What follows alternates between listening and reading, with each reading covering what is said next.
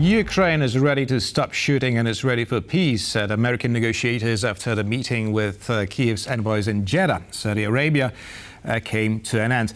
The outcome of the talks has already been praised by President Volodymyr Zelenskyy. But can a 30-day ceasefire come to pass and stop the bloodshed? Well, to talk about it, we're joined by Stephen Moore, founder of the Ukraine Freedom Project. Good evening, or good day to you, actually. Good afternoon, where I am.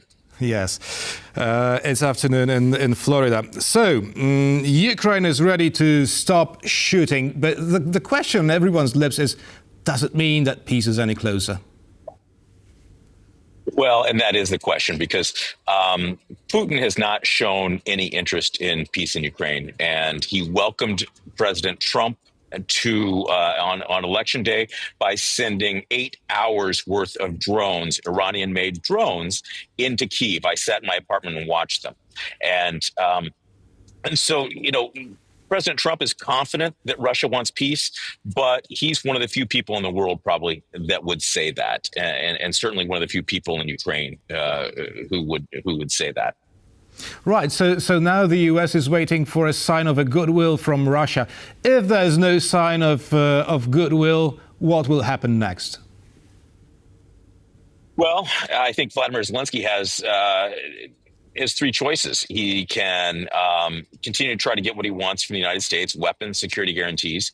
He can go to Europe and try to get the weapons and security guarantees he needs from them, or he can continue to fight with whatever he can get from whoever he can get it. And 2 and 3 are sort of almost the same thing.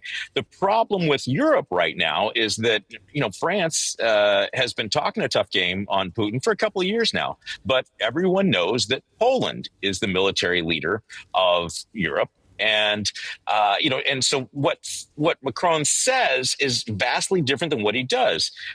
Both France and Belgium, mentioned in your earlier story, have sent more money to Russia in the form of LNG payments than they have in aid to Ukraine. Belgium has controlled nearly $250 billion in frozen Russian assets for 3 years, and they've done virtually nothing with it. And in fact, their contribution to Russia is enough to buy about 4,800 of those Iranian drones that threaten Kyiv every night. So there's not a lot of good options for President Zelenskyy. And so, I hope, it is my fervent hope, and I think all Ukrainians and all Americans hope, that there can be something concrete established in Jeddah today. Now, Marco Rubio, before his meeting with his Ukrainian counterpart in Jeddah, said that Ukraine will probably not get all the territories occupied by Russia back. But does it mean that the US wants Russia to step back as well and give Ukraine back some of the gains? And, will Russians be ready to even explore such an avenue? Because so far, they said no, one step back. Yeah, well, for President Trump wrote The Art of the Deal, which is a best-selling book on how to negotiate, and giving away something without getting anything for it, giving away Ukrainian territories without any corresponding things from Russia is beyond my skill level as a negotiator. So I would have liked to have seen something concrete from Russia in exchange for that statement. But at the end of the day, I think that there's 3.5 million people living in occupied Ukraine. And those people live under the worst conditions possible. And as one example, we do a lot of work with Christians that have been tortured and imprisoned by the Russians in occupied Ukraine. There's 3 million Christians living there. And we have a movie, A Faith Under Siege, that tells their stories. And that's compelling to Trump's voters. So when we air it in churches in America, they get fired up because nobody knows the horrors that are happening to the 3 million Christians and 3.5 million Ukrainians that are living in occupied Ukraine. That's an interesting angle. Now, a rare earth minerals deal has not been signed today. Why do you think this has not happened? And can it become once again a bone of contention between Kyiv and Washington? Well, and it goes down to what Trump wants and what President Zelenskyy wants, and that's and Zelenskyy wants security guarantees. President Trump wants a quick deal. And he is not super concerned about how he gets it. He just wants the war to stop.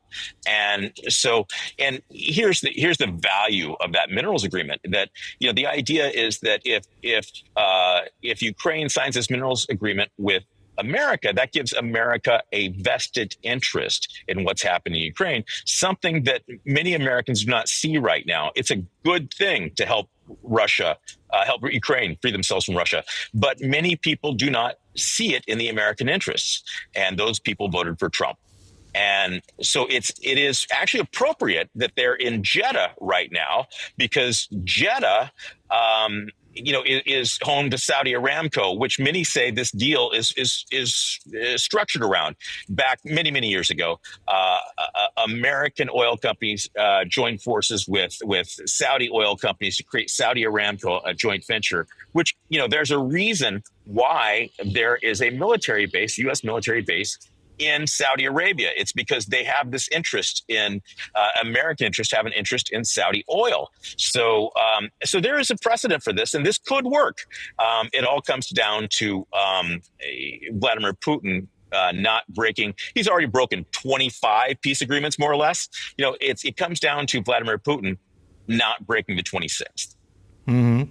So, well, but we know that Donald Trump has already said there will be no American troops in Ukraine, whether it comes to defending the rare earth minerals mines or any other entity in Ukraine.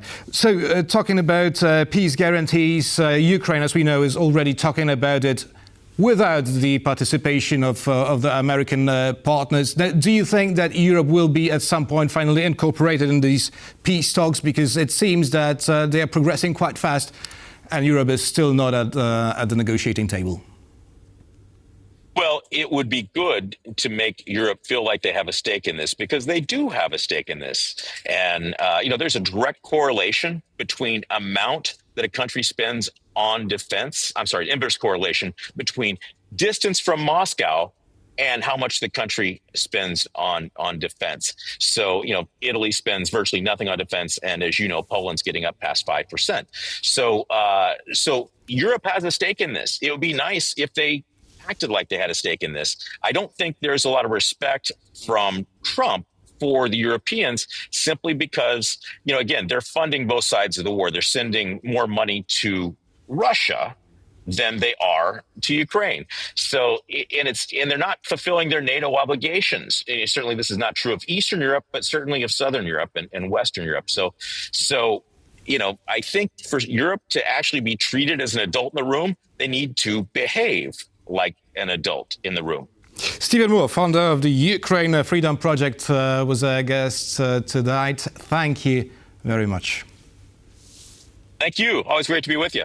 Thank you. And thank you for watching, and stay with us for much more here on TVP World.